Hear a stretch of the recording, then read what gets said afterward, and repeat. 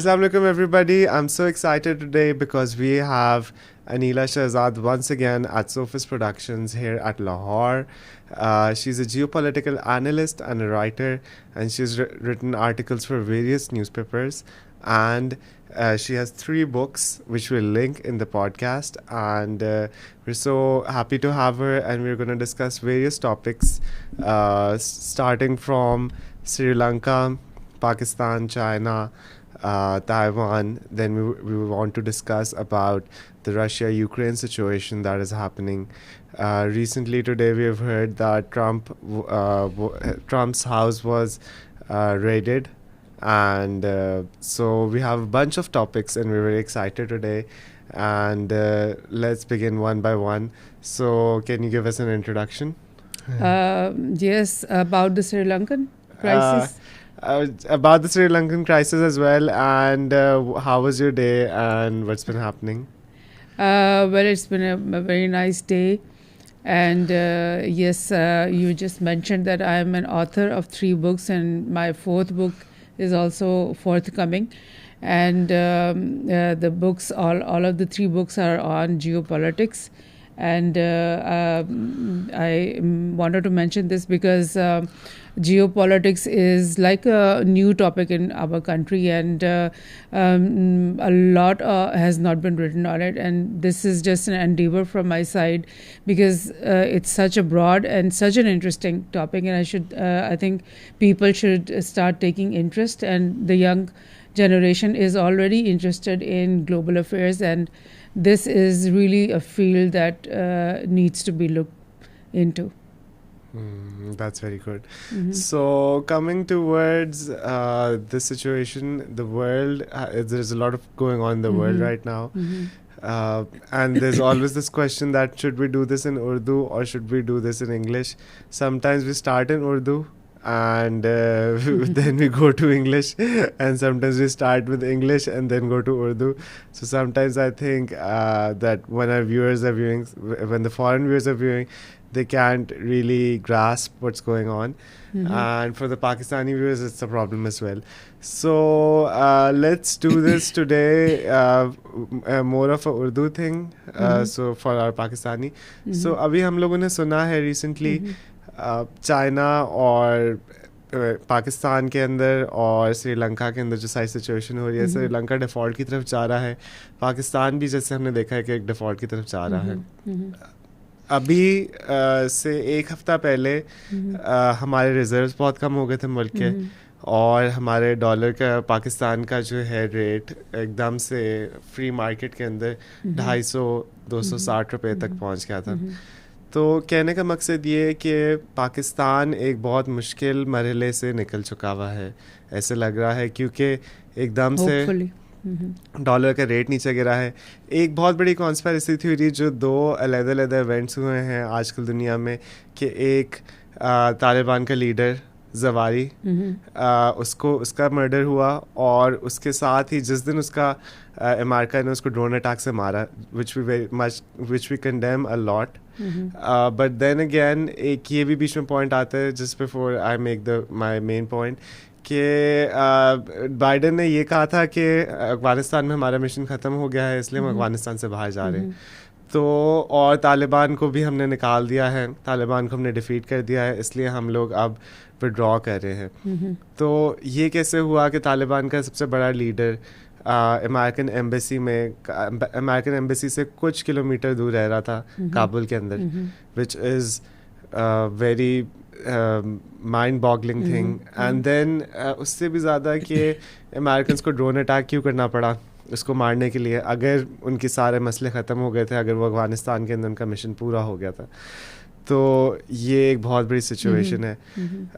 Then what my main point was कि the conspiracy that is going on is के जैसे तालिबान के leader को मारा, और वैसे पाकिस्तान आर्मी ने भी रिसेंटली इस चीज़ की क्लैरिफिकेशन भी दी है कि ये जो बॉम्ब ड्रोन उड़ा था वो पाकिस्तान की सरहद से नहीं उड़ा था, हो सकता है कि यूएई से उड़ा हो, या अमेरिका की अपनी नेवल वेसल्स खड़ी हुई हैं यूएई के पास और सऊदी अरेबिया के पास, वहाँ से भी उड़ सकता है.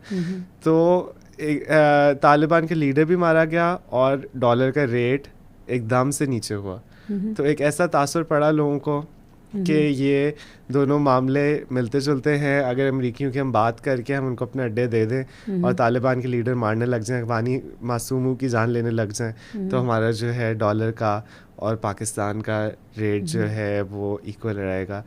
मगर देन अगेन कि ये डॉलर का रेट पूरी दुनिया में गिरा है और वो एक इंडिपेंडेंट इवेंट था।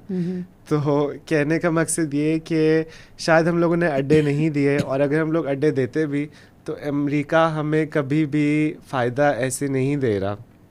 मतलब कि अगर हम उनके लिए कुछ कर भी दें तो फिर डू मोर ही कहते हैं, वो वहाँ रुकते नहीं। वो ये नहीं कहते कि आपने फलां लीडर मारा है तो आपको हम इतने $1 बिलियन दे देते हैं। तो थोड़ा सा आप इस कॉन्स्पिरेसी के ऊपर कर सकती हैं कि दोनों इवेंट्स आपके दिमाग के अंदर रिलेटेड हैं या अलग-अलग? वेल हाँ, सबसे पहले तो एक क्लैरिफिकेशन जो बहुत ज़रूरी है, you are repeatedly referring to Taliban. Taliban तो एक जेन्युइन फ्रीडम फाइटर्स, मुजाहिदीन, जिन्होंने US ऑक्यूपेशन के ख़िलाफ़ पूरी 20 ईयर्स जंग भी की और उन्होंने फतह भी हासिल की, that is Taliban. But what you are referring to is the TTP, Tehreek Taliban Pakistan, which is an terrorist organisation.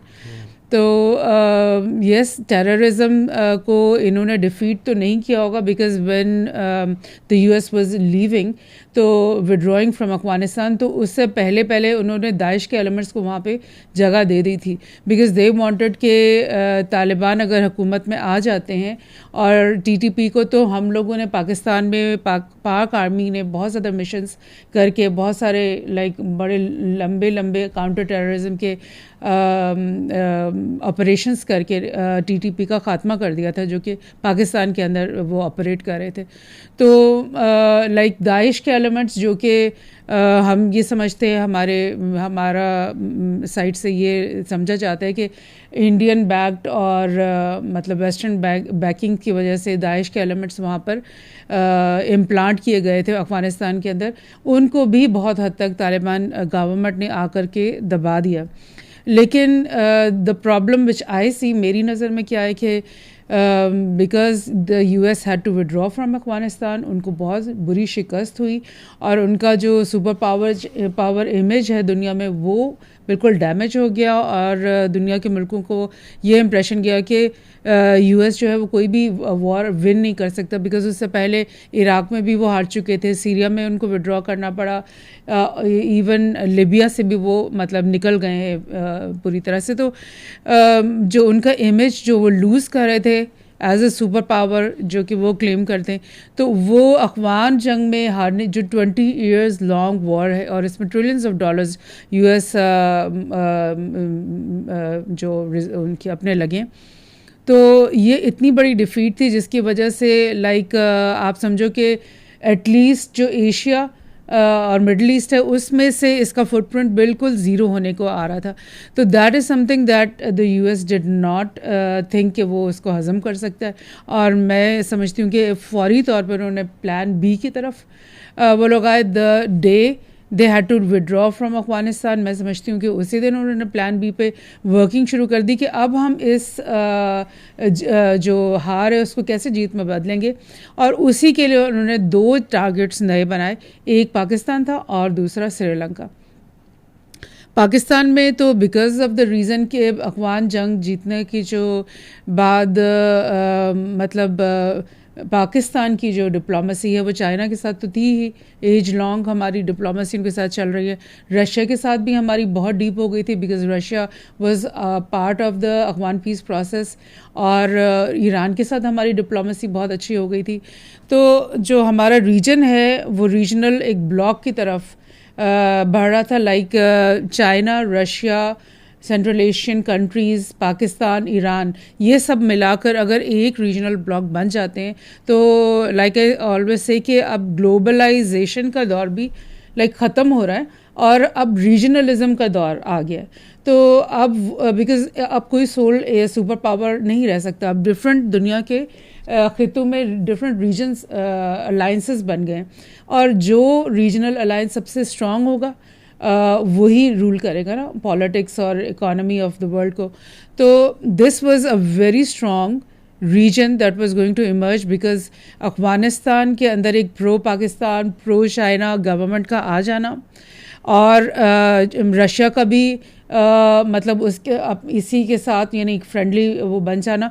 And you know कि अभी भी चाइना ने कुछ दिन पहले भी दोबारा उसका जिक्र किया बिकॉज चाइना वांट्स कि एक तो सीपेक का रूट है जो कि गिलगित बल्तिस्तान से होते हुए गवादर की तरफ टच कर रहा है. दूसरा चाइना हैज सेड कि हम अफगानिस्तान चाइना अफगान पाकिस्तान एक रूट बनाना चाहते हैं बेल्ट एंड रोड का. और एक तीसरा रूट जो कि चाइना अफगानिस्तान ईरान एक बिल्कुल टोटली इंटीग्रेटेड रीजन बन जाना था. और ऐसा रीजन जिसमें कोई भी किसी के खिलाफ जंग नहीं लड़ा because you know progress is related to peace. अगर हमारे खिते में एक इतनी अच्छी अलायंस बन जाए और हम एक दूसरे के बैक पे खड़े हो जाएं और एक दूसरे का डिफेंस बन जाए हम लोग, तो प्रोग्रेस तो मतलब खुद ब खुद यू नो आएगा. और ये मतलब बिकॉज सेंट्रल एशियन स्टेट्स के साथ और रशिया और चाइना का पूरा जो एक रूट्स पाकिस्तान और अफगानिस्तान और ईरान के through warm waters of the Arabian sea के ऊपर खुलने थे, तो मतलब कॉमर्स आप सोचो कि कितनी ज़्यादा हो जानी थी और कितना अच्छा एक हमारा प्रोग्रेसिव फ्यूचर हमें नज़र आ रहा था. But you know just mention plan B was that कि इस रिजीम को ही ख़त्म कर दो जिसके होते हुए अफगानिस्तान की जंग में उनको हारना पड़ा और जिसके होते हुए Pakistan was getting much closer to China and much closer to Russia. तो that's what I am saying. और the other thing that you mention के TTP को ऊपर हमला करना बिकॉज यू नो टेररिज्म को ख़त्म करना that was not the goal of the US occupation. कहा तो उन्होंने यही कि हम वॉर ऑन टेरर कर रहे हैं इसलिए हम अफगानिस्तान को ऑक्यूपाई कर रहे हैं. But they never went against terrorism. बल्कि उनके जो 20 years थे उसमें से पहले 10 years जो थे वो वही 10 years थे जिसमें पाकिस्तान के अंदर टेररिज्म बहुत तेज़ी से और बहुत ज़्यादा बढ़ गया. और 10 years तो मतलब हमारी आर्मी और पुलिस को समझ ही नहीं आई कि ये हमारे साथ क्या हो रहा है. एक नया फिनोमेना था फॉर आवर कंट्री. और 10 years के बाद जब हमने ऑपरेशंस शुरू किए आर्मी और पुलिस दोनों ने मिलकर, तो we got rid of this terrorism scourge on our own. तो अब ये रिजीम चेंज करने के बाद this is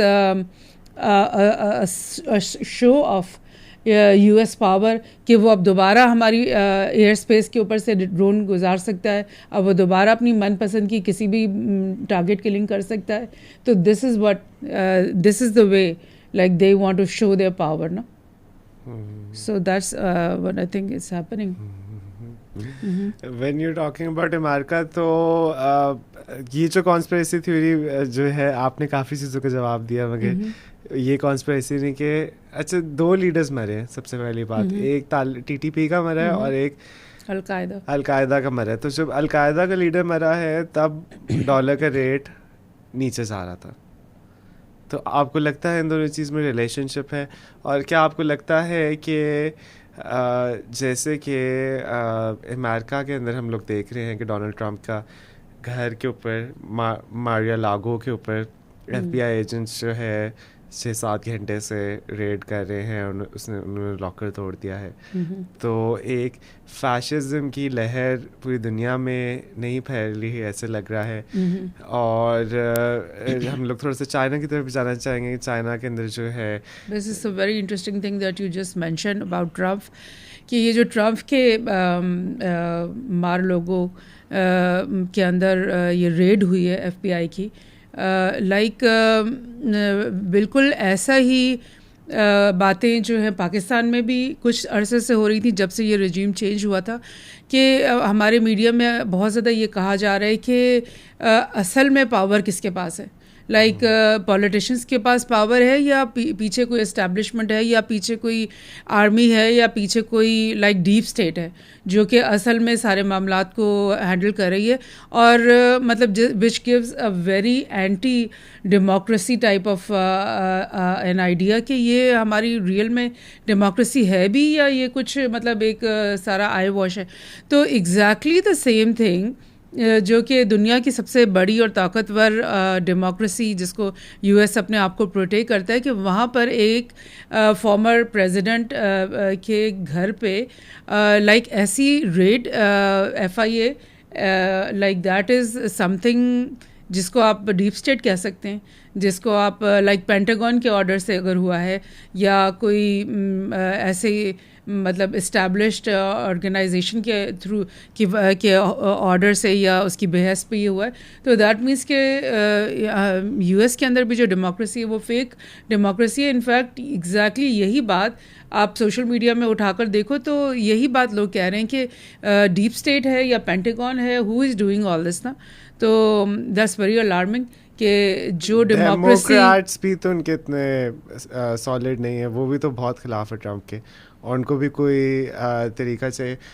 very incredible news के ट्रम्प को उन्होंने 2 दफ़ा इम्पीच उसकी गवर्नमेंट के अंदर भी करने की कोशिश की और बात कहाँ पहुँची कि यूक्रेन के अंदर ट्रम्प ने कोई ऐसे ऑर्डर्स दिए हैं कि उससे जो है ट्रम्प को पर्सनली कोई फ़ायदा हुआ है और ट्रम्प बोलता रहा कि मेरी कोई कलूजन नहीं है, मैंने कोई ऐसी बात नहीं की. और असल में हंटर बाइडन के यूक्रेनियन बड़े बड़े जो कि ऑयल जाइंट्स हैं, जो कि गैस जाइंट्स हैं, उनके साथ हंटर बाइडन के पर्सनल कॉन्ट्रैक्ट्स हैं. और ये हमें पता चला कि हंटर बाइडन महंगी महंगी गाड़ियाँ, $1 मिलियन कार्स, फिर उसको हर महीने वहाँ से कोई पैकेज मिल रहा था या कोई पैसे मिल रहे थे which was hundreds of thousands of dollars. और रशिया के अंदर ये जो नियो नाजी या जो कि एक हिटलर के या जो कि एक बिल्कुल ही डिफरेंट आइडियोलॉजी के लोग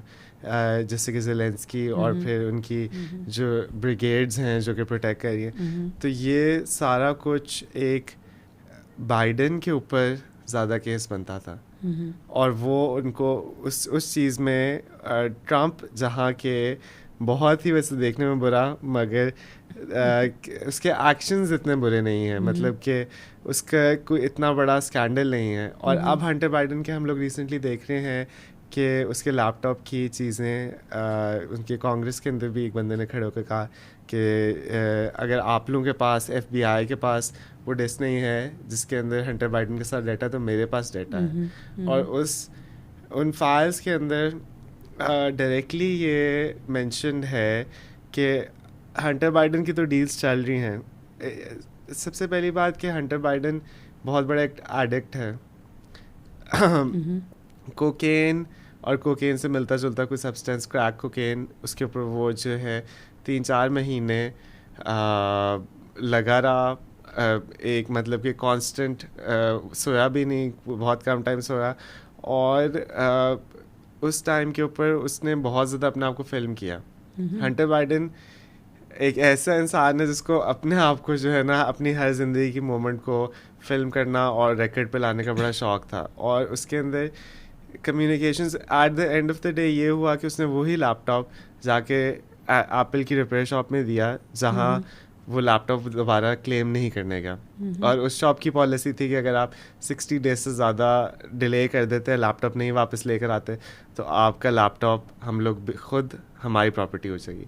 तो जब उसकी बंदे की प्रॉपर्टी हुई तो इतना बड़ा स्कैंडल है कि एक तो हंटर अपने बाप को पेडोपीट कहते हैं. Oh my God. तो उसने अपने बाप का नाम पेडोपीट के नाम से सेव किया हुआ है, विच इज़ वेरी इंटरेस्टिंग क्योंकि जेफरी एप्स्टीन का जैसे हमने सुना और हमने ये जो कि अभी ट्रम्प को FBI एजेंट्स जो कि ट्रम्प के पास घुसे हुए हैं घर में, उनमें से एक जो उनका बड़ा मेजर बंदा है वो वही बंदा है कि जो जेफरी एप्स्टीन के साथ मिला हुआ था. FBI का बंदा. और जो कि मारिया लागो जहाँ अभी रेड हुई है, वहाँ जेफरी एप्स्टीन और गिलेन मैक्सवेल, जेफरी एप्स्टीन मर गया है मगर गिलेन मैक्सवेल अभी जिंदा है जेल में, वो दोनों बहुत ज़्यादा विजिट करते थे, तो उनके भी लॉग्स हैं।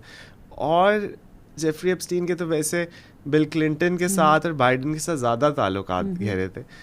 कहने का मकसद ये कि हंटर बाइडन की डॉक्यूमेंट से हमें क्लियरली पता चल रहा है कि उसका बाप भी 100% अग्रीड है जो डील्स हो रही हैं, और हंटर भी अग्रीड है, और वो अपने बाप के को कॉन्फिडेंस में लेके और फिर वो आगे से डीलिंग कर रहा है। तो एक्चुअली एक प्रेसिडेंट की प्राइवेट और ऑयल डील्स और जो है बड़ी बड़ी डील्स चल रही हैं जो कि उसकी प्रेसिडेंसी बिफोर द प्रेसिडेंसी और आफ्टर द प्रेसिडेंसी। ये बात है जो कि डोनाल्ड ट्रंप के आने से पहले जब ओबामा था तो ये सारा कुछ हो रहा था। और डोनाल्ड ट्रंप जब आया है तब उसका लैपटॉप जो है पकड़ा गया हंटर बाइडन का, और अब जाके उन्होंने इलेक्शंस पे भी खोलने नहीं दिया। The Washington post if I am correct, उन्होंने पूरा आर्टिकल लिखा हंटर बाइडन के ऊपर।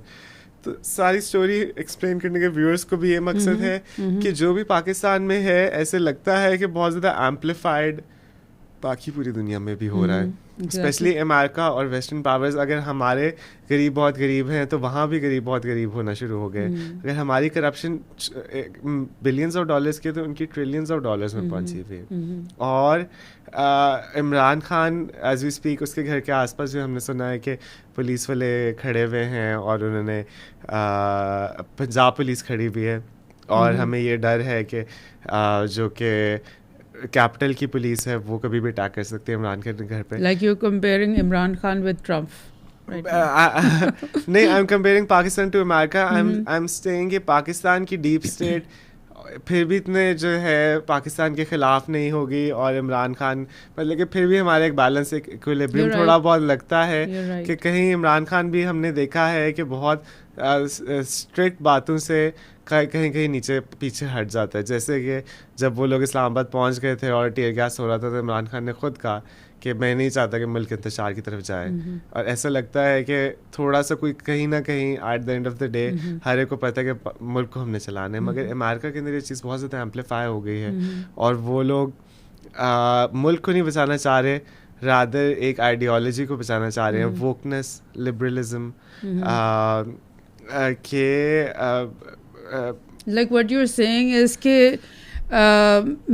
ये वेस्टर्न डेमोक्रेसीज़ में ये चीज़ बहुत ज़्यादा मतलब दिखाई जाती है, और इस पर अमल भी एक्चुअली किया जाता है कि अगर कोई भी स्कैंडल छोटा सा भी किसी पॉलिटिशियन के ऊपर आ जाए तो दैट फॉर उसी दिन जो है ना वो सबसे पहले रिज़ाइन करता है, और उसके बाद वो कोर्ट में जाता है और अपने आप को क्लियर करता है before coming back into politics. तो ये एक चीज़ जो है ये एज एन एग्जांपल हर जगह बताई जाती है कि भाई डेमोक्रेसी है तो इस चीज़ क्या।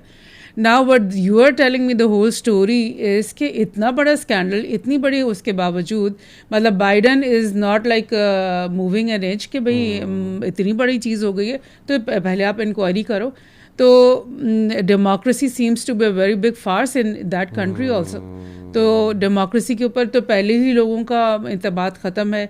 जो इलेक्टोरल डेमोक्रेसी जिसको मैं कहती हूँ वो like people are not happy with that anyways. तो अब इस तरह के अगर स्कैंडल्स इतने बड़े बड़े आ जाएंगे तो व्हाट विल हैपन, क्योंकि ये स्कैंडल यू नो बाइडन के साथ तो है, इससे पहले यू नो ट्रम्प को भी वो लाइक इलेक्शन के अंदर लाइक क्लिंटन के खिलाफ जो भी हुआ वो उसके ऊपर ब्लेम किया जाता रहा कि Trump was like Trump was in Russia के साथ। या ट्रम्प की ट्वीट आई है कि this is the first time that a former president has been raided like this. FBI ने पहली दफा ऐसे रेड किया है और ये डेमोक्रेसी के बिल्कुल खिलाफ है।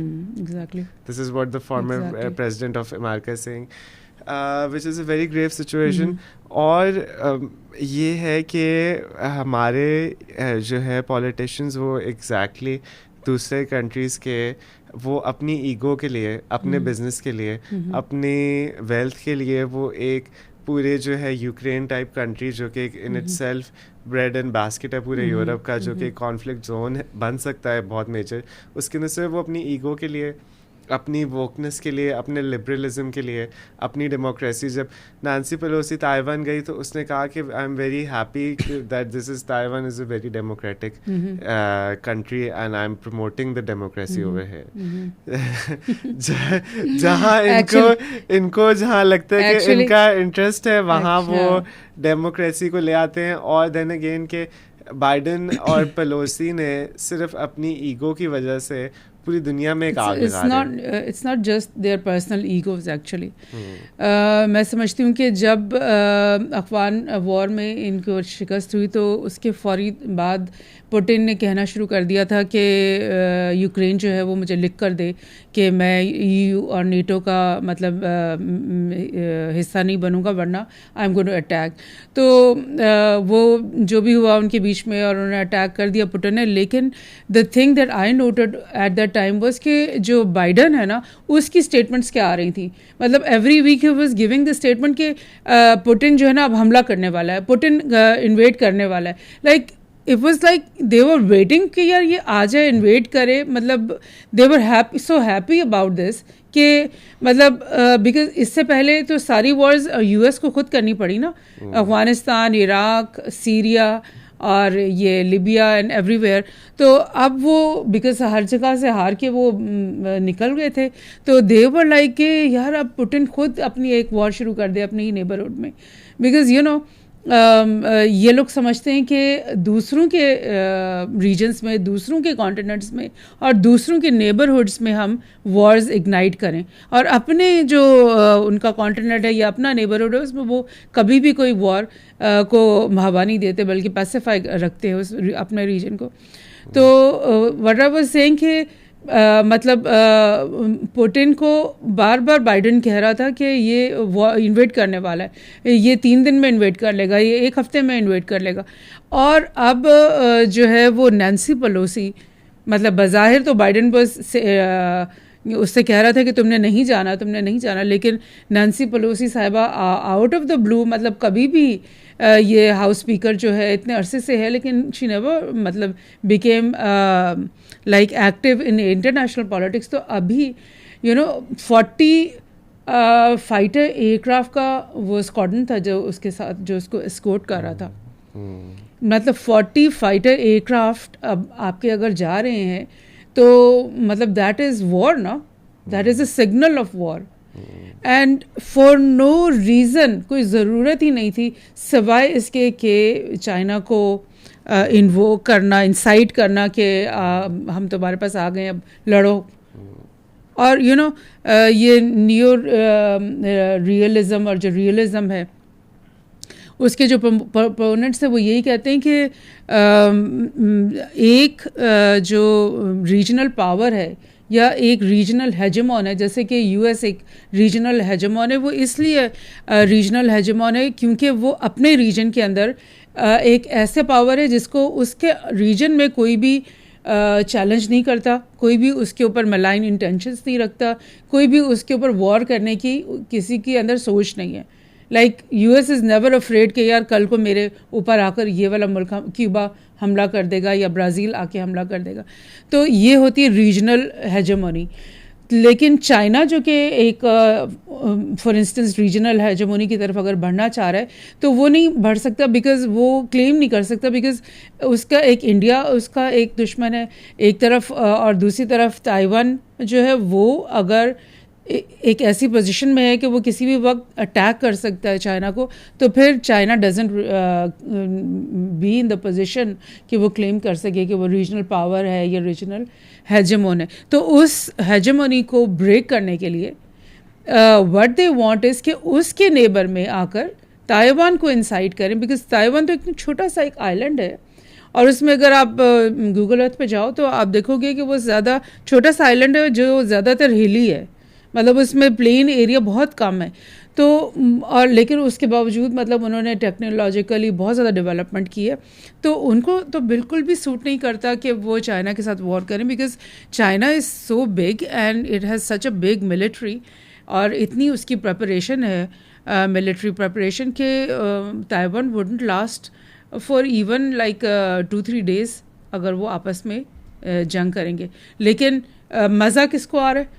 US को आ रहा है कि वो जंग स्टार्ट हो और वो अपनी बहरी बेड़े ले आए और लाइक सारे उनके एयरक्राफ्ट, एक तो उनके पास जापान में एयर बेस है, एक उनके मिलिट्री बेस है और एक साउथ कोरिया में मिलिट्री बेस है, तो वो जनाब वहाँ पे जंग शुरू कर दें.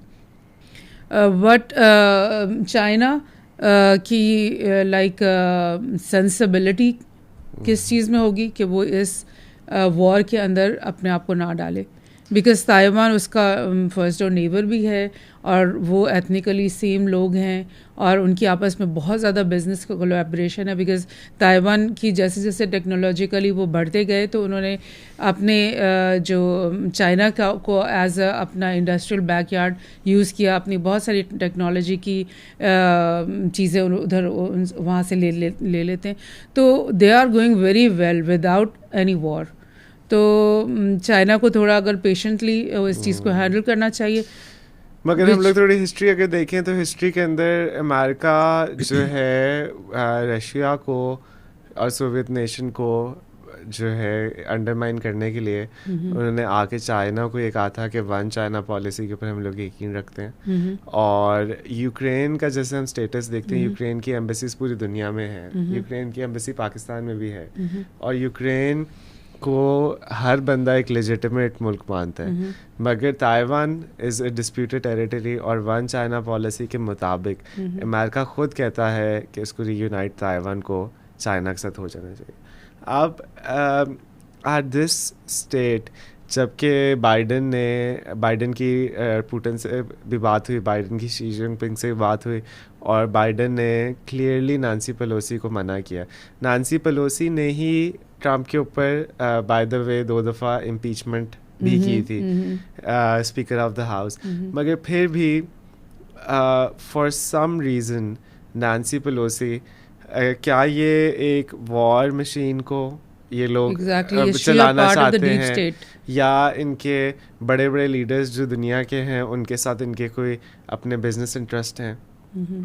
ऐसे लगता है कि नांसी पेलोसी ने ये कहा कि मैं 74 या 75 जो भी उसकी एज है इतनी मैं बुढ़ी हो गई हूँ, तो अब मैंने जाने मेरी एक लेगेसी है, तो मेरी लेगेसी के लिए ये ज़रूरी है कि मैं ताइवान जो है वो जाऊँ और एक दफ़ा विज़िट करूँ. हालांकि 27-28 ईयर्स के अंदर कभी किसी स्पीकर ऑफ द हाउस ने विज़िट नहीं किया, मगर सिर्फ उसने अपनी एक शोबदाबाजी के लिए it's not like that. कि हम लगा ऐसे हम पूरी दुनिया को कि एक जब उसके जहाज़ जा रहे हैं तो चाइना ने कहा कि अगर तुम्हारे साथ कोई मिलिट्री प्लेन्स आएंगे तो हम लोग मिलिट्री प्लेन्स को अटैक करेंगे, उनको हम गिरा देंगे. चाइना ने कहा कि अगर तुम ताइवान आओगी तो this is a clear signal. काफ़ी देर उनके सारे मीडिया, उनके सारे politicians at the top of their lungs they were screaming कि हम जो है we will take this as a very bold step by the Americans. और पेलोसी का आने का मकसद क्या उसने आगे उनको बहुत ज़्यादा जो है पैसा दे दिया है, इससे क्या आने की वजह से डेमोक्रेसी उनकी 10 टाइम्स बेटर हो गई. कुछ भी नहीं, बस उसने आना, उसका एक विजिट, एक घूमना फिरना. आपके इतने छोटे से एक एक्शन से पूरी दुनिया के अंदर अगर आग लग सकती है तो what sort of a person are you.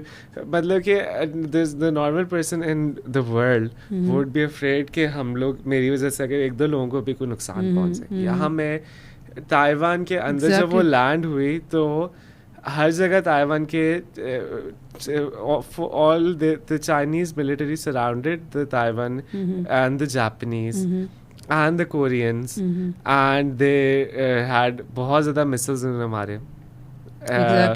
और जो है कुछ जापान के पास भी गिरे हैं. फिर जापान को जो है हुआ है कि हमारे तो सीमा आने लग गए. साउथ कोरिया वाले इतने जो है एग्रीवेट हो गए इन सारी चीज़ से कि नांसी पेलोसी साउथ कोरिया गई है और उनका प्रेसिडेंट नांसी पेलोसी से नहीं मिला. कि उसने कहा कि तुम एक औरत होती है ना जो हर जगह मोहल्ले की औरतें जैसे पाकिस्तान में होती है कि वो हर जगह जाके लड़ाई डलवाती है, तो उसने कहा तुम हर जगह जाके लड़ाई डलवा रही हो और बहुत ज़्यादा मिसाइल चल रहे हैं. And it's the first time के ताइवान के ऊपर से मेरे ख्याल से 20 साल पहले गुजरे थे शायद, तो इस दफ़ा ताइवान के ऊपर से मिसाइल गुजरे. तो साउथ कोरिया के प्रेसिडेंट ही refused to meet Nancy Pelosi. So that was a good gesture. But meanwhile जो है वो चाइना इतना एग्रीवेट हो गया कि उसने ऑल अराउंड ताइवान जो है अपनी मिलिट्री एक्सरसाइज जो उन्होंने ऐलान किया फौरी तौर पे कि हम मिलिट्री एक्सरसाइज करें, उसके नाम पर उन्होंने ऑल अराउंड ताइवान पूरी सर्कल उन्होंने अपने मिसाइल्स की टारगेटिंग की और वाकई वो ताइवान के ऊपर से मिसाइल गुजर के उन सी स्पॉट्स पे गए हैं। तो मतलब इससे ज़्यादा अब क्या हो सकता है कि आपके मुल्क के ऊपर से मिसाइल गुजरें। तो अब इस चीज़ को दोनों तरफ लिया जा सकता है कि ताइवान इसको समझे कि मेरा नेवल ब्लॉकेड हो रहा है और मेरी जो है वो ये एक्ट ऑफ वॉर मेरे ख़िलाफ़ हो गया है, या फिर चाइना ये समझे कि भाई ये नैन्सी ने आकर हमारे ख़िलाफ़ एक एक्ट ऑफ वॉर का सिग्नल कर दिया है। तो दोनों तरफ ये चीज़ें हो सकती हैं, लेकिन we all wish we would all, because हमारे रीजन में पहले ही बहुत ज़्यादा वॉर्स हो चुकी है। मिडल ईस्ट 20 ईयर्स से हम देख रहे हैं कि आग में और खून में नहा रहा है। इसी तरह अफ़गानिस्तान में हमने देखा बड़ी मुश्किल से we got rid of this. अभी यूक्रेन के लोगों के साथ ये कुछ हो रहा है, which is really really very sad, because the war is between one super power and the other super power, and the people of Ukraine जो कि बीच में असल में मर रहे हैं और जिनके घर और जिनके बच्चे मर रहे हैं, जिनके बॉम्बिंग हो रही है, वो तो they are not going to win the war. Who's going to rebuild Ukraine? No one is talking about that. They can give them billions of dollars of weapons, Yeah. but they don't have money to feed their own population. Yes. And they can give them billions of dollars of weapons, but they cannot give them any dollar to rebuild the nation. Exactly. तो अब जो trillions of dollars का उनका infrastructure का loss हुआ है, trillion तो नहीं कह सकते मगर एक बहुत एक्सपोनेंशियल अमाउंट में उनका पूरा इंफ्रास्ट्रक्चर तबाह हो गया यूक्रेन का, वो कैसे आएगा वापस? वेल दैट्स द थिंग जो आप कह रहे थे कि नैन्सी पेलोसी ने शायद अपनी शो ऑफ के लिए वो ये लेगेसी बनाने के लिए किया, लेकिन what I think and many analyst से कि बिकॉज यूएस की जो सबसे बड़ी इंडस्ट्री है वो ये वॉर मशीन है, वेपन्स हैं, और they want to have a market for this. तो जहाँ पे वॉर्स होंगी, लोगों को ज़रूरत होगी, तो फिर ये इनकी वेपन्स जो हैं वो बिकेंगी। और दूसरी एक और बहुत बड़ा एलिमेंट है कि विच द यूएस उनका जो मेन स्ट्रीम मीडिया वो तो उसकी बात नहीं करता, but you know better than me कि जो उनकी इकोनॉमी बिल्कुल डाउनफॉल हो रही है, very close to total crash. तो वो अपनी ये जो नेक्स्ट सेंचुरी आने वाली है उसमें देख रहे हैं कि they are going to be a defeated and a very like failed type of state, even the whole EU वहाँ पे भी ये नीचे जा रहे हैं कंट्रीज इकोनॉमिकली, और यूएस जा रहे हैं। तो टू सेव देयर फेस और to save their next few decades they want everybody else to get destroyed also.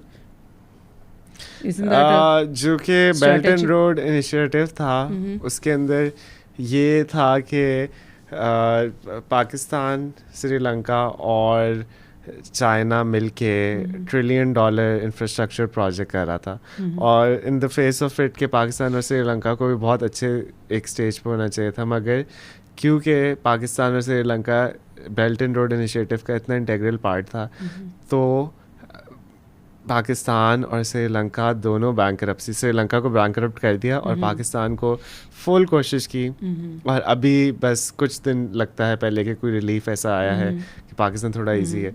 और चाइना से स्टार्ट हो रहा है ये सारा कुछ। चाइना इन इटसेल्फ बैंकरप्ट हो रहा है। ये आपने न्यूज़ देखी है कि चाइना के बैंक्स जो बंद हो रहे हैं, लोग चाइना के बैंक्स के अंदर उनकी जो पूरी ज़िंदगी की सेविंग्स थी वो उसमें से वो चीज़ें नहीं निकाल पा रहे। चाइना के भी इकोनॉमिकली हालात इतने अच्छे नहीं हैं।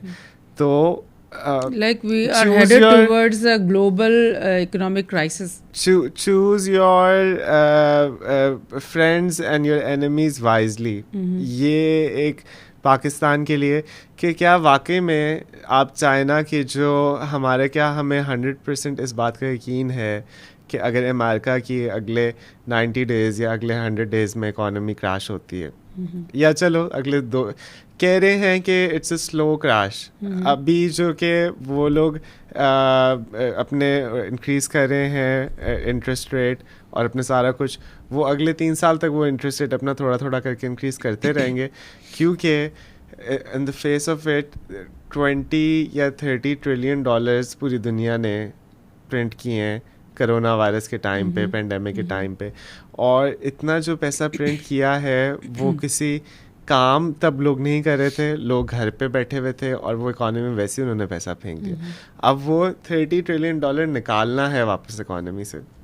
तो बात थोड़ी सी पॉइंट लंबा हो गया, मगर कहने का मकसद ये कि ऐसा लग रहा है कि चाइना पहले गिरेगा अमेरिका से इकोनॉमिकली, क्योंकि चाइना के अंदर भी बहुत ज़्यादा मार्केट और बबल्स और रियल एस्टेट क्रैश चाइना के अंदर भी है, और चाइना के भी क्रेडिट बहुत बड़े हो गए। Maybe the reason behind that was the trade war that the US put on China.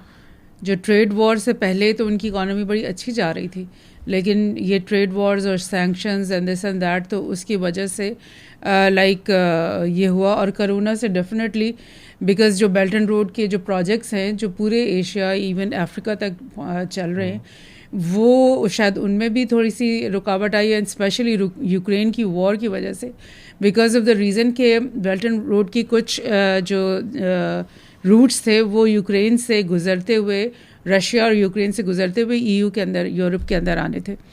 तो वो सारा का सारा जेपरडाइज हो गया।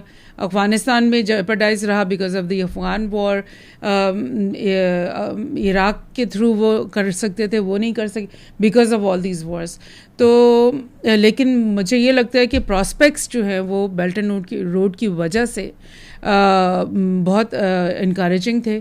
और अगर ये सारे प्रोजेक्ट्स चल पड़े और कॉमर्स जो है वो एशिया के अंदर ही मतलब सर्कुलेट करना शुरू हो जाए, तो there are like because they have been saying, economists have been saying for the last few years कि the next century is going to be the Asian century. Why they were saying this? वो इसलिए कह रहे थे क्योंकि ये जो belt and road specially और चाइना की वजह से, और इवन जापान भी is a part of Asia, तो इन और उसके अलावा जो आपके ताइवान, ये जो 4 टाइगर्स कहते हैं ना इनको, सिंगापुर, दिस एंड दैट, यानी कि इतनी कॉमर्स यहाँ पर चल रही है ऑलरेडी, और उसमें अगर बेल्ट एंड रोड के साथ सारा कुछ मज़ीद इंटीग्रेट हो जाए, बिकॉज अभी भी बहुत सारी नेस्केंट इकोनॉमीज़ हैं जो कि ये CMLV जो है ना, कंबोडिया, लाओस, म्यांमार, ये कंट्रीज़ और जो सेंट्रल एशियन कंट्रीज़ का बेल्ट है, ये कंट्रीज़ जो है ना अभी नेस्केंट कंट्रीज़ है जिसमें बहुत ज़्यादा डेवलपमेंट और बहुत ज़्यादा पोटेंशियल है। तो मतलब एशिया के लिए लाइक मार्केट्स, नई मार्केट्स और नए प्रोजेक्ट्स, नए काम करने की बहुत ज़्यादा गुंजाइश थी। तो इवन नाउ श्रीलंका और पाकिस्तान में बहुत ज़्यादा पोटेंशियल है। हाँ. अगर पाकिस्तान के अंदर इतने बॉम्ब्स ना फटते इन द 2000 वाला एरा, तो जो इंडिया की इतनी रैपिड ग्रोथ हुई है पिछले 20 साल में, उसके थोड़े कंपैरिजन पे ही पाकिस्तान की भी ग्रोथ हो सकती थी, मगर क्योंकि हमें लेबल ऐसे किया गया। मगर देन अगेन के इस पॉइंट ऑफ हिस्ट्री, इस पॉइंट ऑफ टाइम में क्या हमें चाइना के साथ इतना खुल के भाईचारा करना चाहिए, क्या श्रीलंका को करना चाहिए? क्योंकि आप एक बड़ी नेशन हो तो आप सस्टेन कर सकते हो अमेरिका के सैंक्शंस, अमेरिका के साथ लड़ाई। इंडिया जो है वो सस्टेन कर सकता है अमेरिका के साथ लड़ाई, मगर अगर पाकिस्तान नहीं, इंडिया का भी मसला चल रहा है ना, इंडिया ने गैस ली है रशिया से, पेट्रोल लिया है, वो तो ठीक है, 30% वो सही है, but India is the only ally the US has in the Asia. But India has also clearly said that America's problems are not our problems. और बिटवीन जो कि जब ईस्ट इंडिया कंपनी बनी यहाँ इंडिया के अंदर, तो सब कॉन्टिनेंट से, पाकिस्तान, बांग्लादेश और इंडिया से $45 ट्रिलियन, 45 ट्रिलियन यूरोज़ ब्रिटिश ने और डच एम्पायर ने अपने पास ट्रांसफ़र किए। तो अब वो पैसा आपको दे के सूद के तौर पे, और आपको एक सूदी निज़ाम में फंसाया हुआ है, एंड देन अगेन कि वो जो है कह रहे हैं कि आप गैस भी महंगी लो। तो इंडिया वाले भी थोड़ा सा अपना स्टांस चेंज कर रहे हैं, मगर कहने का मकसद है कि पाकिस्तान और श्रीलंका को इतना फ्रंट फुट लेके पंचिंग बैग बनना चाहिए एक्चुअली, क्योंकि हम लोग तो बहुत ज़्यादा वनरेबल हैं, हम लोग तो पहले इकोनॉमी हमारी like what you are saying is के यूएस जो भी चाहे हम एग्जैक्टली उसके गुलाम बन के, लाइक हमने आज़ादी ली क्यों थी फिर, अगर हमने यूएस का ग़ुलाम बन के ही रहना, बिकॉज अभी जो हिस्ट्री आप बोल रहे हो उसी में हमें पता चल रहा है कि यूएस ने कभी भी पाकिस्तान को प्रोग्रेस नहीं होने दिया। उन्होंने पहले हमारे नेबर में जो अफगान वॉर को 20 इयर्स तक जारी रखा, उसी अफगान वॉर के नतीजे में हमारे मुल्क के अंदर ऑलमोस्ट 10 इयर्स जो है, बल्कि उससे ज़्यादा जो है टेररिज्म का जो रहा, और उस पूरे उसमें यूएस हमें मुकम्मल तौर पे यानी कि दबा के रखा और हमें इल्ज़ाम देता रहा कि मतलब हम उन टेररिस्ट को लाइक सपोर्ट करते हैं या बैट करते हैं। हालांकि उनका जो सपोर्ट सिस्टम था सारा वो इंडियन कॉन्सुलेट्स और CIA के थ्रू हो रहा था, जो कि हमारी फॉरेन पॉलिसी कहती भी रही है। हमारे जो अफेयर्स वाले लोगों ने वो कहते भी रहे।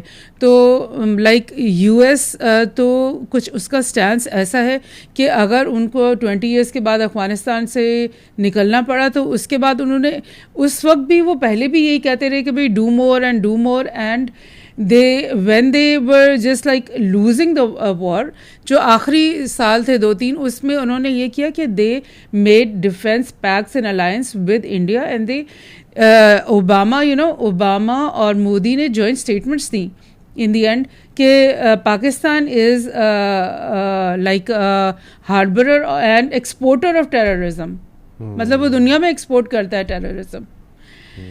तो they are not our friends. And उसके बरक्स China is not a like hegemon type of a country. China does not want to invade your country, China does not want to attack you, China does not want to have wars all around your borders in your neighborhood.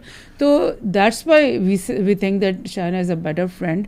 और फिर उसके साथ जो आपकी dealings हैं वो सारी economic based on bilateral economic like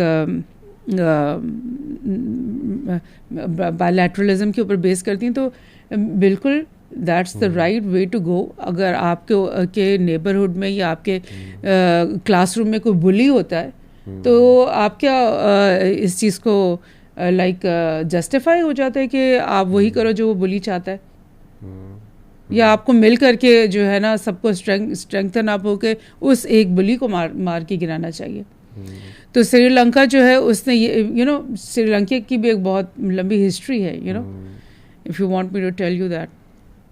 Of course. Actually Sri Lanka को भी 1948 में इंडिपेंडेंस मिली थी एंड उसके बाद वो स्लो एंड स्टडी अपनी ग्रोथ कर रहा था। 35 इयर्स यंग कंट्री थी Sri Lanka when this civil war started inside Sri Lanka. और उसमें जो ज़्यादा पॉपुलेशन है ना श्रीलंका में वो सिन्हालीज है एथनिकली, और जो नॉर्थ की तरफ बॉर्डर प्रोविंसेस हैं उनमें कुछ जो है वो 10 to 15% जो है ना वो तमिल population है।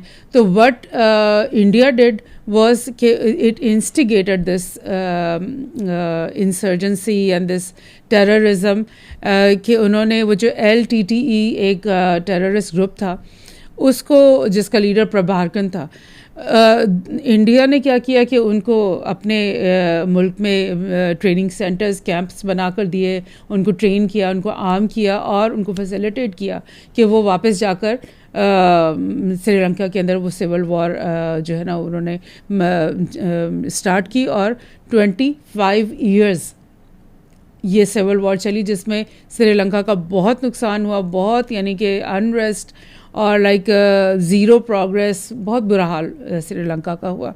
और ये वॉर जाकर के 2007 में ख़त्म हुई। एंड मतलब राजीव गांधी का असैसिनेशन वो हुआ था आई थिंक 2006 में, बिकॉज LTTE का जो लीडर था Prabhakaran, he was in India at that time.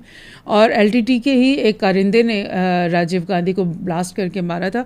तो बिकॉज उस प्रभाकरन को लगा कि अब जो है एंड ऑफ द वॉर था वो टाइम, कि ये राजीव जो है ना हमें छोड़कर अब श्रीलंका के साथ मतलब कोऑर्डिनेशन कर रहा है, तो उन्होंने उसको भी मरवा दिया। तो इसके अलावा भी बहुत सारे मतलब टारगेटेड असैसिनेशन श्रीलंका के अंदर बहुत से। तो कहने का मतलब है कि 2007 में जब इनको ये सिविल वॉर से इनको निजात मिली, तो मतलब Sri Lanka had a very low trust value with India ना।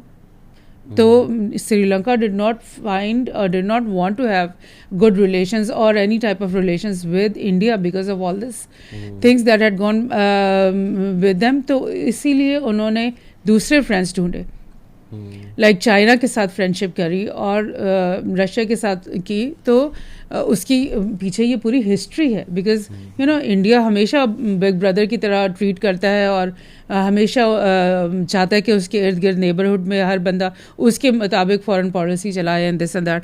तो चाइना के साथ अलायंस, एक तरह से इकोनॉमिक अलायंस जो श्रीलंका ने किया, और उनका जो हम्बनतोटो पोर्ट है वो उन्होंने चाइना के साथ डील कर ली कि आप मतलब इसको बनाओ और चलाओ।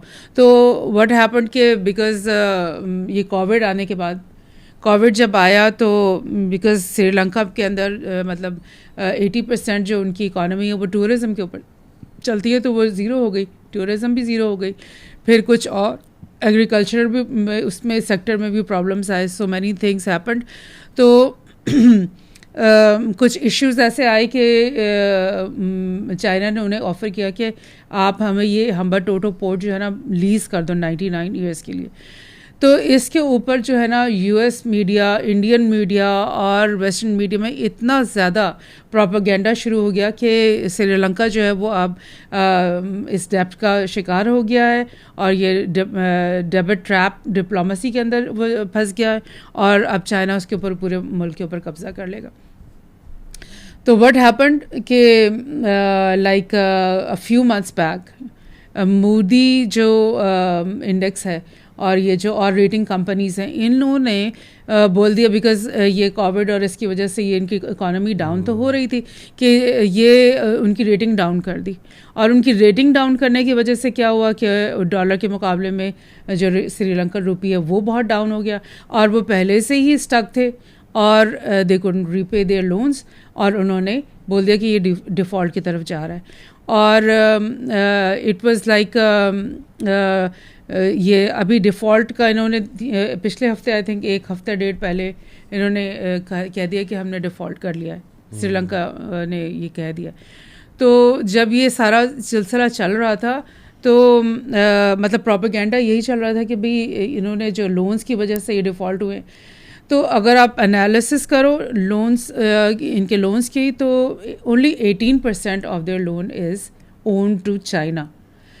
Rest they have taken loan from India, they have taken loan from Japan, and they have taken loan from other European countries. And 50% of that loan is owned to market borrowing. And market borrowing, you know what that is, कि आपके जो waste के अंदर कुछ ऐसे institutes या ऐसी companies बन गई हैं जो बोरोइंग कंपनीज हैं, and what they do is कि वो दूसरे मुल्कों के सॉवरन बॉन्ड्स खरीद लेते हैं। सॉवरन बॉन्ड मीन्स कि अगर 50 मिलियन का एक सॉवरन बॉन्ड श्रीलंका का उस कंपनी ने ख़रीद लिया है, तो अब श्रीलंका जो है वो उसको उसके बदले में मंथली सूद भी देगा, रिटर्न भी देगा, और फिर वो जब उसको वो वापस चाहिए होगा तो वो पूरी फुल पेमेंट करके उसको वो बॉन्ड को वापस लेगा। तो like they couldn't repay those monthly payments, and all of them at one matlab go IMF, World Bank, and this Japan and this, all of them started saying कि भाई अब तुम लोग हमें 1 मिनट में हमारे लोन्स वापस करो, जो कि वो नहीं कर पा रहे थे। तो मतलब who made श्रीलंका डिफ़ॉल्ट, जब उनको दिख रहा था कि एक बूमिंग इकॉनमी है, एक बड़ी प्रोग्रेसिव इकॉनमी है, लेकिन because of these certain calamities, certain like issues, वो अभी डाउन हो गए। तो हम थोड़ा इनको वो दे दें, थोड़ा सा मार्जिन दे दें, थोड़ा सा रीस्ट्रक्चर कर लें उनके लोन्स, तो but they didn't do that. And once they have defaulted, अब वो कह रहे हैं कि जी जाओ आप IMF के साथ रीनिगोशिएट करो और रीस्ट्रक्चर कराओ. और in the mean time, you know, in this last few weeks India has offered 3.5 billion more loans to Sri Lanka. I mean, पहले आप ये पूरी एक प्रोपेगेंडा करते हो कि लोन लेकर ये डिफ़ॉल्ट हो गया, और अब आप कह रहे हो कि मुझसे लोन ले लो. दैट मीन्स कि तुम चाइना को छोड़ दो और मुझे अपना मास्टर बना लो, लोन मास्टर मुझे बना लो. तो that because of these reasons, you know, बहुत एनालिस्ट जो है वो इवन श्रीलंका के अंदर जो एनालिस्ट है उन्होंने लिखना शुरू कर दिया है कि ये कलर रेवोल्यूशन थी, ये बाहर से करवाई गई है, और इसका मकसद एक जियो पॉलिटिकल गेम है जिसमें ये जो US चाहते हैं कि श्रीलंका और पाकिस्तान जो है ना, ये चाइना और रशिया के कैंप से निकल के आके इंडिया और इसके US के कैंप में आ जाए. That's the sinister story behind. बहुत सिनिस्टर स्टोरी है, और मल्टीपल जो है उनको क्लैमिटीज़ आई, फिर उनके साथ इतना जो है बुरा डिसएडवांटेज किया, मगर जो कि राजा पास्का, हाँ, और वो उसकी रेजीम क्या निकल नहीं गई, और क्या कवर रेवोल्यूशन के बाद आपको हमेशा ये लगता है कि बुरा होगा. क्या ये नहीं हो सकता कि उनकी जो यूथ है उनमें से नए लीडर्स आएँ और कुछ श्रीलंका के लिए बेहतर करें, या श्रीलंका गॉन कैसे हो गया है? ऐसे तो पाकिस्तान भी गॉन कैसे हो सकता है, क्योंकि श्रीलंका को देख के हमें नेक्स्ट डोर नेबर है हमारे. That's the thing. पाकिस्तान में ये बहुत ज़्यादा पब्लिक मतलब पॉइंट ऑफ व्यू बन रहा है कि श्रीलंका में एक जेन्युइन रेवोल्यूशन आई है, और ये जो प्रोटेस्ट हैं ये जेन्युइन है, और जो राजापाक्सा की हुकूमत है वो बहुत ज़्यादा करप्टेड थी और उनकी सारी गलतियां थी जिसकी वजह से श्रीलंका डिफ़ॉल्ट हुआ है. और लाइक पाकिस्तान में भी बिकॉज रजीम चेंज के ख़िलाफ़ प्रोटेस्ट हो रहे हैं बहुत ज़्यादा, तो ये इसको कंपेयर कर रहे हैं श्रीलंका के साथ, which is not the case. Pakistan के अंदर एक जो प्रोटेस्ट है उनका बिल्कुल डिफरेंट वो है, और श्रीलंका का बिल्कुल डिफरेंट उससे है. और you know Rajapaksa, you know, Gotabaya जो ही फ्लू अवे, लेकिन जो पार्टी थी उनकी वो कायम रही. पार्टी ने उसके एक और मेंबर ऑफ द पार्टी को PM और वो बना दिया, एक और member of the party became the president. तो वो पार्टी तो वहीं पे मौजूद है, which is like because of reasons. Corruption तो डेफिनेटली होगी, करप्शन तो हर डेमोक्रेसी में है, लेकिन एक जो कलर रेवोल्यूशन होती है जिसमें आप एक लोगों की एक मुल्क की आवाम को उन्हीं की हुकूमत के ख़िलाफ़ खड़ा कर देते हो और वो एक चलती चलाती हुकूमत, उसको आप रजीम चेंज उसमें करवाते हो, ये बिल्कुल लाइक काबिल कबूल नहीं है. बिकॉज़ इस तरह तो फिर ये जैसे हम कह रहे हैं कि हमारे मुल्क में उन्होंने चंद मिलियंस ऑफ डॉलर्स स्पेंड करके रजीम चेंज करवा दी, वहाँ पर उन्होंने प्रोटेस्ट के थ्रू रजीम चेंज करवा दी, तो फिर डेमोक्रेसी कहाँ गई और वो सब कहाँ गया और पीपल्स पावर कहाँ गया, और like freedom of expression and like the right of you know self determination, वो सब कहाँ गया. तो ये बिल्कुल नाकाबिल कबूल है. और जो शहबाज गिल के साथ आज हुआ है सारा इंसिडेंट के, शहबाज गिल हमारे PTI के एक बहुत अहम मेंबर हैं और MPA रह चुके हैं या हैं भी MPA, और उनको जब वो बनी गाला जा रहे थे तो गाड़ी से निकाल के गाड़ी के शीशे तोड़ के सिविल वर्दी में लोगों ने अरेस्ट किया, और उनके पास कोई वारंट भी नहीं था. तो ये भी एक फैशिज्म उसी की तरफ, मतलब कि हमारे लोग एक दूसरे के खिलाफ भी तो बहुत है, मतलब कि हमें अगर in every country, every democracy में ऑपोजिशन होती है और एक वो होती है, and people and you know different powers they collude with one side and the other power is going to collude with the other side, और फिर ये बाहर से strings pulling शुरू हो जाती है, and this and that happens everywhere. और लीडर भी हमारे, हमें वेरी लकी कि हमारे पास इमरान खान जैसा लीडर है जिसके ऊपर लोग इतना ट्रस्ट करते हैं, और इतना जो है इमरान खान ही हमें सोल्यूशन नज़र आता है. तो उस तरफ रेवोल्यूशन हमारा नहीं गया, हम लोग का ज़्यादातर यही रेवोल्यूशन था कि रजीम चेंज ऑपरेशन को जो है वो किसी तरह ख़त्म किया जाए. किसी तरह ख़त्म किया जाए, रिवर्स किया जाए। हाँ, रिवर्स किया जाए, जो मुझे लग रहा है कि इंशाल्लाह कुछ 2-4 महीने में इलेक्शन भी आ जाएंगे। हाँ। और बात ये है कि फिर भी राना सनाउल्लाह टाइप लोग जो हैं वो इतने ज़्यादा उनके दिमाग घूम चुके हुए हैं कि वो किसी भी हद तक जा सकते हैं, उनको कोई फॉरेन पावर की ज़रूरत नहीं है।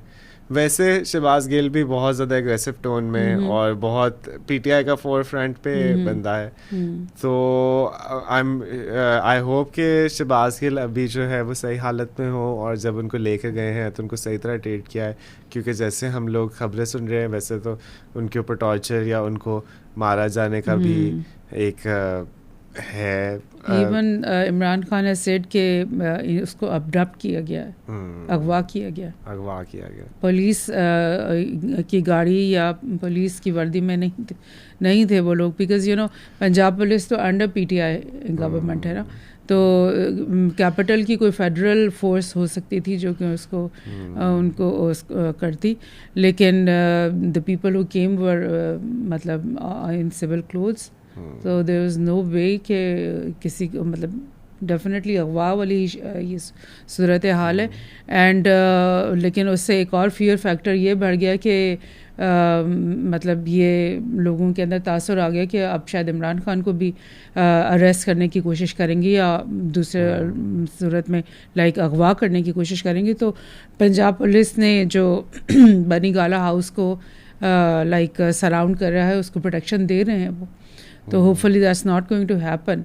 बट फैशिज्म की ये एक मतलब अगर आपको किसी फॉरेन पावर की बेहस पर रिजीम के अंदर लाया गया है तो आप बिल्कुल ही यानी आपके ऊपर कोई कानून, कोई मॉरल एथिक्स कुछ भी लागू नहीं होते कि यार आप एक इलेक्शन की तरफ अगर एक चीज़ जा रही है आप वहाँ पे वोट के ज़रिए उसमें आप मुकाबला करो, लेकिन आप एक गुंडागर्दी करके और एक मतलब इस चीज़ व्हाट इज़ दिस हैपनिंग, और पूरी मतलब 22 करोड़ या 24 करोड़ अवाम देख रही है आपकी ये हरकतें, तो मतलब क्या इम्प्रेशन ये हो रहा है कि मतलब दुनिया दोबारा से एक अनार्की की तरफ और एंटी डेमोक्रेसी चीज़ें और फैशिज्म की तरफ ये सब जा रहा है ये सिस्टम।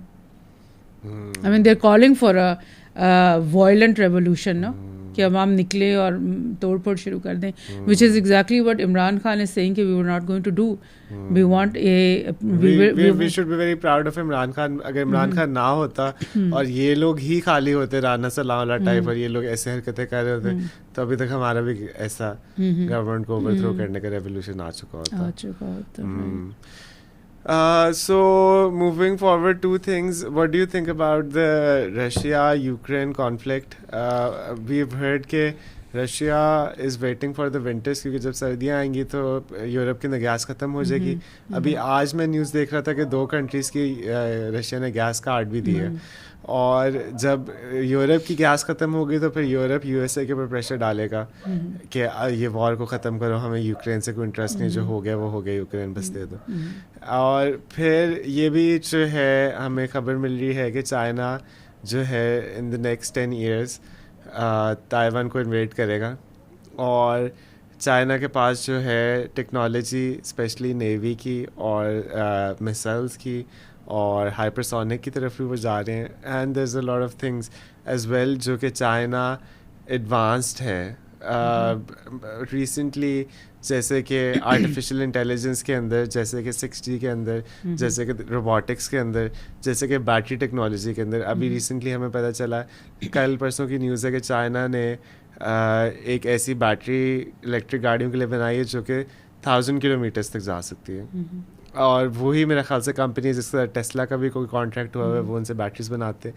तो टेस्ला की जो है सबसे मैक्सिमम माइलेज 300-400 माइल्स है, और चाइना ने 1000 माइल्स पे जा रहे हैं। तो बहुत ज़्यादा ऐसी चीज़ें हैं जो कि due to China's work ethic, due to China's such a big industry and such a big middle class, तो वो एक बहुत रैपिड पेस से इंक्रीज़ कर रहे हैं, अमेरिका को और यूरोप को पीछे काट रहे हैं। तो सारी चीज़ कहने का मकसद ये कि चाइना की टेक्नोलॉजी और मिलिट्री इतनी ज़्यादा स्ट्रॉन्ग हो जाएगी कि वो अगले 10 साल के अंदर अंदर अटैक करेगा, और चाइना के मुकाबले में कौन, सिर्फ अमेरिका नहीं है, जापान और ऑस्ट्रेलिया तो सबसे पहले आएंगे।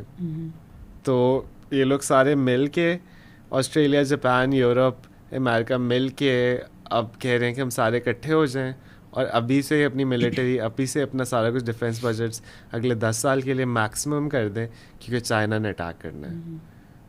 मगर वो बजट्स अपने इवन दो के अगर कर भी दें लेट्स सपोज, तो फिर भी चाइना की टेक्नोलॉजी की इतनी एवोल्यूशन तेज़ है कि वो शायद ना कम्पीट कर पाए फिर भी।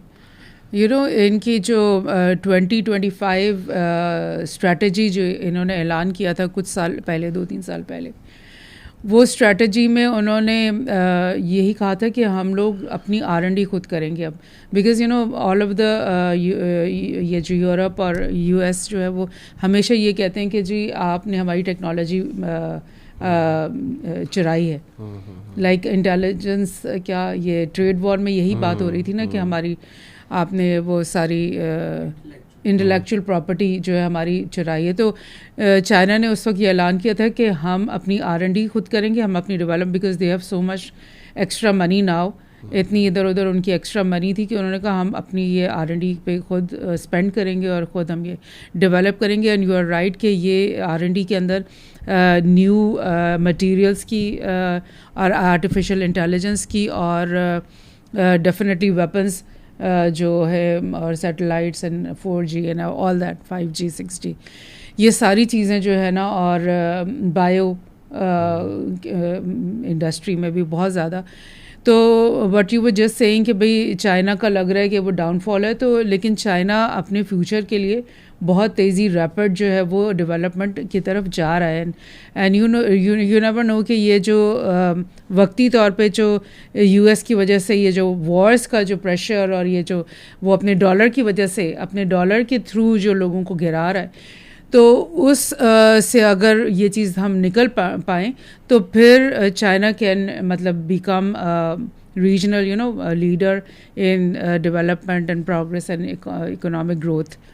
तो और यही इसी चीज़ से निकलने के लिए you know they are trying to make their own currency basket. ये रशिया और चाइना वगैरह, ये अगर इस करेंसी बास्केट, और यू नो जब हम रीजन की बात करते हैं ना, रीजनलिज्म की, और जब मैं कह रही हूँ कि China, Russia, central Asian countries, Pakistan, Afghanistan, Iran मिल करके, और फिर रशिया के साथ यू नो सीरिया भी दोस्ती है, ईरान के साथ सीरिया भी दोस्ती है, इराक भी बीच में हमारे दोस्ती हो जाए तो लेबनान तक, मतलब we could all become a region who that could trade in our like bilateral currencies or whatever that ना, हम अपने ही एक करेंसी बास्केट बना लें।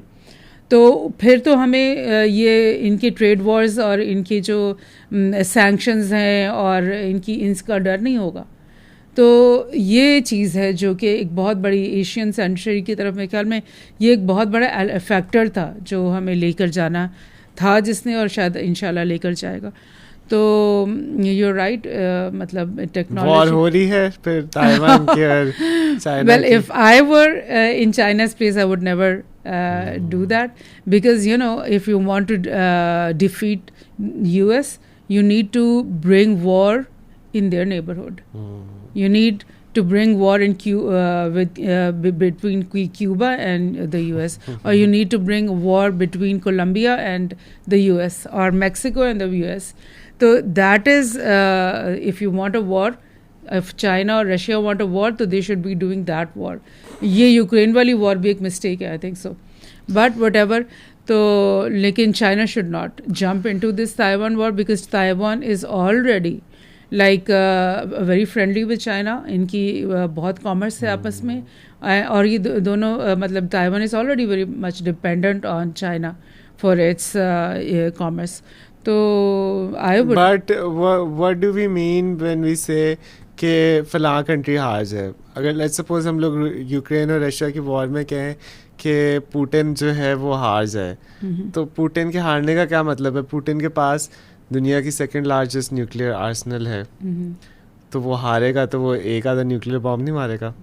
तो ये भी एक हमारी बड़ी मिस्टेक है कि हम लोग कहते हैं फलां कंट्री चाइना हार जाए, रशिया हार जाए, अमेरिका हार जाए, तो वो हारेंगे, वो तो ऐसे हार नहीं मानेंगे, कुछ ना कुछ नहीं मान लेंगे, बिकॉज यू नो यूएस को 4-5 जगहों पे हार माननी पड़ी and then they did not use the nuclear option, because nuclear option का तो मतलब है कि वर्ल्ड वॉर, तो उससे नीचे नीचे ही वॉर्स हो रही हैं, माइनस द न्यूक्लियर ऑप्शन ही हो रही हैं, और you know Russia is going to use that those other options, जो उसकी गैस की थ्रेट है, और दूसरे तीसरे तरीक़ों से वो वॉर को जीतने की कोशिश करेगा, और बिकॉज यू नो रशिया तो वहाँ पे बैठा है, उसको तो कहीं जाना नहीं है, तो प्रॉब्लम तो होगी नेटो के लिए, जिनको दूर से आ कर के अपना ख़र्चा करना पड़ रहा है और सारा कुछ, तो लेट्स सी, इट्स मतलब 50-50 बिटवीन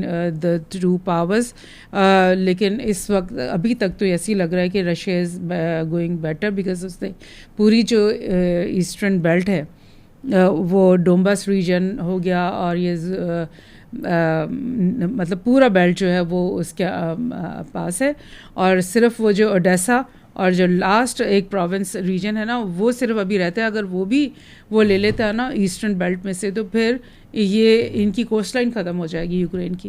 अगर वो पूरी कोस्ट लाइन को कवर कर ले तो यूक्रेन की इकोनॉमी जो रही सही है वो भी सारी मतलब ख़त्म हो जाएगी। तो मेरे तो ख्याल से ख़त्म हो गई यूक्रेन की पहले से, हाँ, अब भी हो चुकी भी है, हाँ, डिफॉल्ट हो चुकी है economy. You're right. And then I'm hearing this other theory as well कि क्यूबन मिसाइल क्राइसिस में भी, जबकि रशिया और अमेरिका के जो है न्यूक्लियर बॉम्ब्स लॉन्च होने लगे थे, कुछ होने लगे थे, तो जो कि ऑपरेटर्स बैठे हुए थे जिन्होंने बटन दबाना था वो रुक गए, क्योंकि लेट्स सपोज कि अगर पुतिन कहता है कि न्यूक्लियर बॉम्ब चला दो, तो उनके जो नीचे सारे जनरल्स हैं उनको ये पता है कि अगर हम लोगों ने न्यूक्लियर बॉम्ब चलाया तो that is the end of the world, क्योंकि it's like a mutually assured destruction, और लोग अब लीडर्स के ऊपर नहीं इतना जो है रिलाई करें, और वो कह रहे हैं कि शायद जो कि नीचे लोग बैठे हुए हैं ना, वो बटन दबाने से पहले एक दफ़ा सोचे, क्योंकि जो वो जब पहले ने बटन दबा दिया तो फिर पूरी दुनिया ख़त्म है इसके आगे।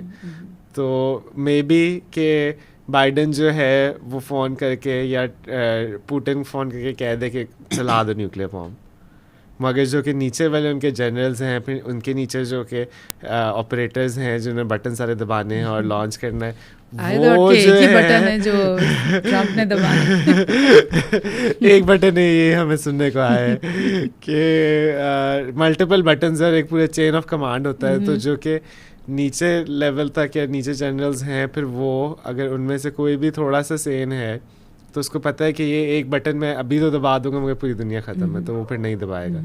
मगर that is also fantasy, but I think कि ऐसे नहीं होगा। अगर हिरोशिमा और नागासाकी जो है वो जापानीज़ सिटीज़ थी और वहाँ जापानीज़ लोग रहते थे जिनको कोई अमेरिका से उनको कोई मसला नहीं था, ना उनको पता था अमेरिका का, और वो लोग अपना काम कर रहे थे। कोई फिशर था, कोई मार्केट में किसी दुकान थी, और उन्होंने जब न्यूक्लियर बॉम्ब मारा तो the destruction that happened over there was unimaginable के पूरी 2 सिटीज़ सेकंड के अंदर तबाह हो गए, और जो ख़ानदान है और जो पूरी उनकी जनरेशन्स चलती आ रही वो सारी मिट गई, पूरी सिटीज़ मिट गई।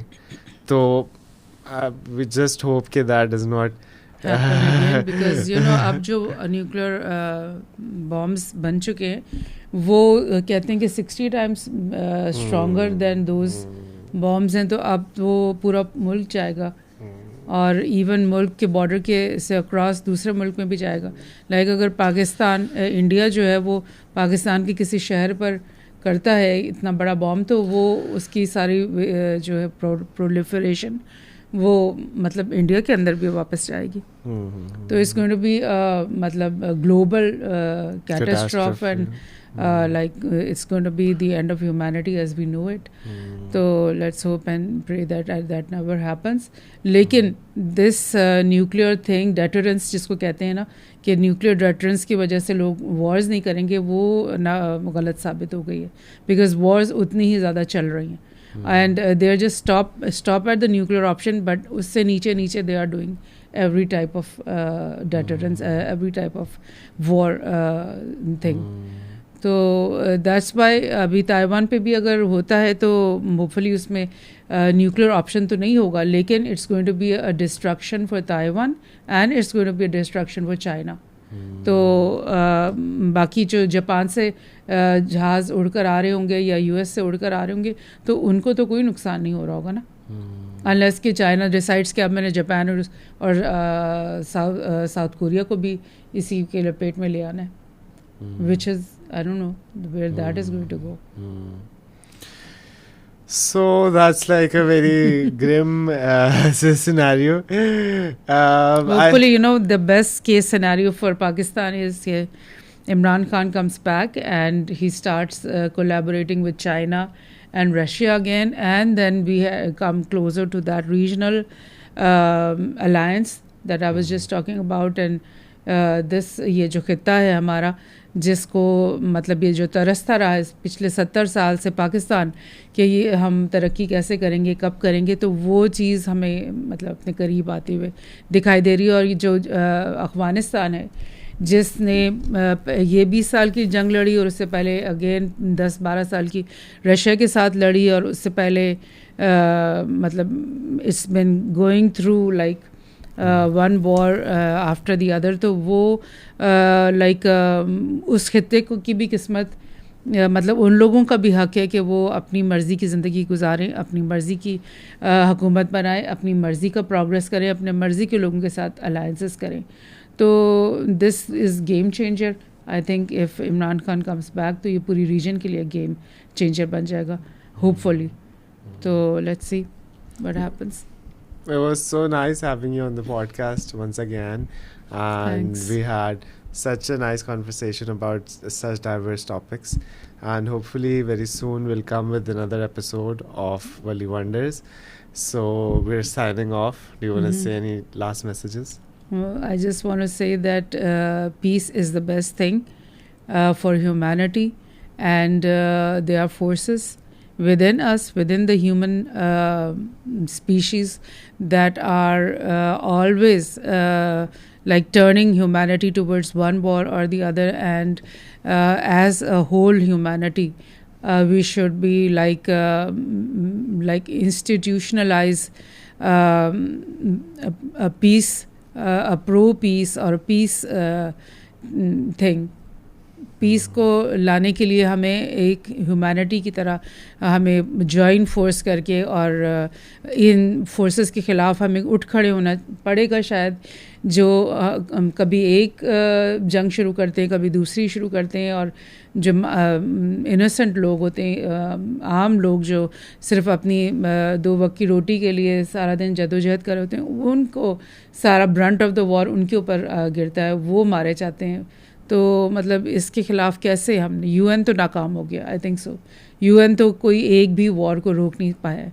तो कुछ ऐसी ऑर्गेनाइजेशन बड़ी बननी चाहिए जो कि रियली प्रो पीपल हो, प्रो ह्यूमैनिटी हो, प्रो पीस हो. Illuminati. Something like that. Thank you so much, everybody. And let's hope that we get together very soon again, and we'll join you on another episode of Wali Wonders. Okay, signing out. Allah Hafiz. Thank you.